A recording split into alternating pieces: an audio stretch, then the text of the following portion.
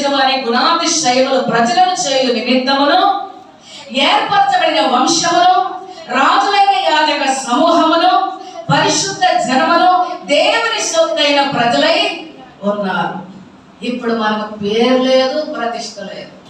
1000 ఏళ్ల పరిపాలనలో యేసు ప్రభుతో కూడా మీరు ఏలుబడి చేస్తుంటే మీరు ఎందుకు ఏలుబడి చేస్తారంటే దేవుని యొక్క గుణాతిశయములు 1000 సంవత్సరాలు మీరు ప్రకటిస్తారట.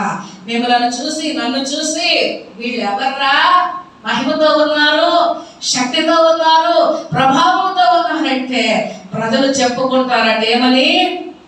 ఏర్పరచబడిన క్రీస్తు వంశీకులు వాడు, రాజులైన యాజక సమూహము వాడు, పరిశుద్ధ జనము వాడు, దేవుని సొత్తైన ప్రజలని 1000 ఏళ్ల పరిపాలనలో నిన్ను బట్టి సాక్ష్యం పలుకుతారు మనుషులు. హల్లెలూయా.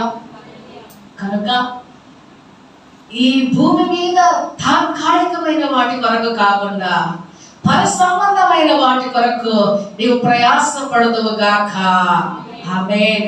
1000 ఏళ్ల పరిపాలనలో యేసుతో కూడా మనము ఏలుబడి చేస్తాం. ఏర్పరచబడిన వంశము, రాజులైన యాజక సమూహము, పరిశుద్ధ జనము, దేవుని సొత్తైన ప్రజలుగా మనం ఉంటాం. ప్రకటన 26లో చూస్తే క్రీస్తుతో కూడా 1000 సంవత్సరములు రాజ్యము చేయుదురు. ఈ పదవులు పట్టుకొని